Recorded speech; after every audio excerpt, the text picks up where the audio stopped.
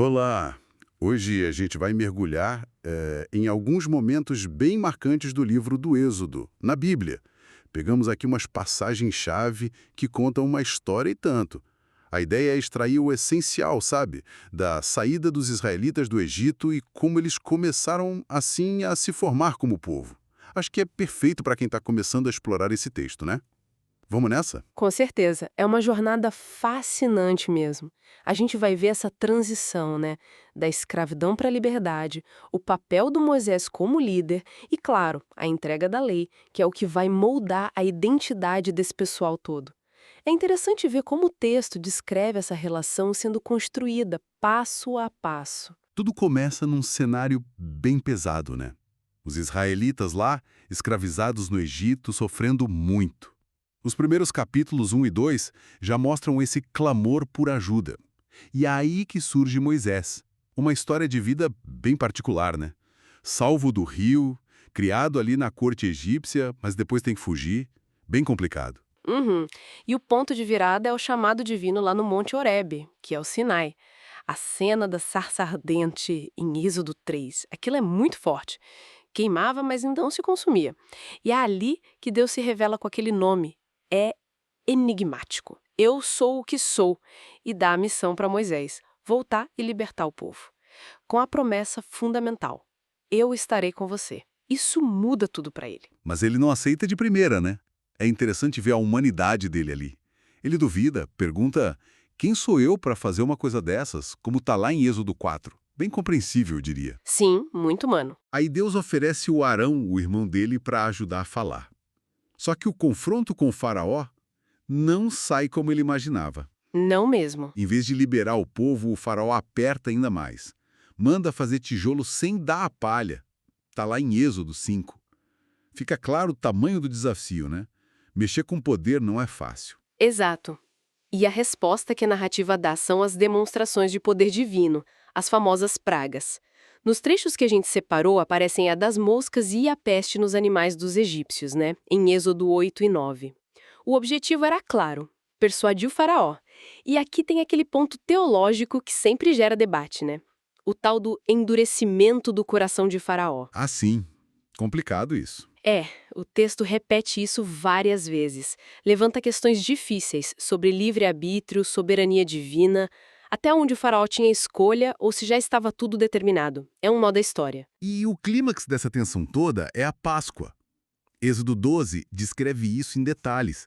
Não é só um evento, é todo um ritual. Uhum. O cordeiro sacrificado, o sangue nas portas como sinal de proteção, é a senha para a saída apressada do Egito. E o texto fala que saiu muita gente, tipo uns 600 mil homens, sem contar mulheres, crianças. Sim, e outros que se juntaram. Exato. E ainda levaram bens dos egípcios. Uma história de 430 anos no Egito que acaba ali, naquela noite. Bem marcante. E logo em seguida a cena icônica da travessia do Mar Vermelho, em Êxodo 14. Imagina o cenário: o exército egípcio colado atrás, o mar na frente, o desespero total. E o texto narra um milagre, né? A abertura do mar, eles passando com o pé enxuto e depois as águas voltando e cobrindo os egípcios. E isso se torna o símbolo da libertação. Com certeza. Não é à toa que logo depois vem o Cântico de Moisés em Êxodo 15. Uma celebração, uma das poesias mais antigas ali na Bíblia. A fé se consolidando na experiência vivida, sabe? Incrível mesmo. Mas claro, sair do Egito era só o começo da jornada. Liberdade conquistada? E agora? Como organizar essa multidão toda no deserto? Aí a gente chega no Monte Sinai, Êxodo 19 e 20.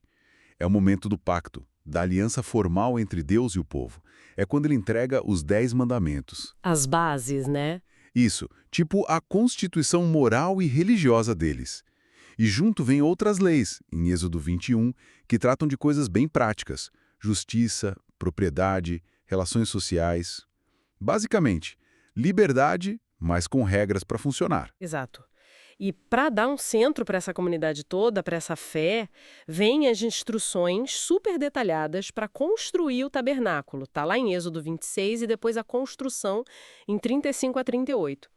Era uma tenda sagrada, móvel, que eles carregavam, feita com materiais preciosos, por artesãos que o texto diz serem inspirados, como Bezalel e Oholiabe.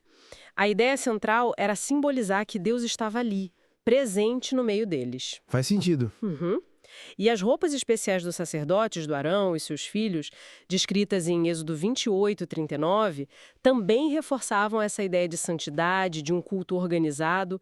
É a fé ganhando forma concreta, visível no dia a dia. Então, se a gente junta as peças, vemos essa trajetória impressionante. Da opressão brutal, à libertação milagrosa, e daí para a organização do deserto, com leis, com o centro de adoração, que significava a presença divina, uma transformação radical para um povo que era escravo. Exatamente. O Êxodo lança essas bases. Um Deus que liberta, que cuida no deserto, que dá leis para guiar a vida e que busca morar perto do seu povo. Claro, a história não é um conto de fadas, né? Tem as falhas humanas, como o episódio do bezerro de ouro, em Êxodo 32, que mostra que essa relação sempre foi complexa, cheia de idas e vindas. Com certeza. E fica a reflexão, então. Como será que essa narrativa antiga sobre sair da escravidão, formar uma comunidade com base em leis, numa aliança, como isso ainda ressoa hoje? Nas nossas ideias sobre liberdade, identidade, responsabilidade coletiva. É algo para a gente continuar pensando, né?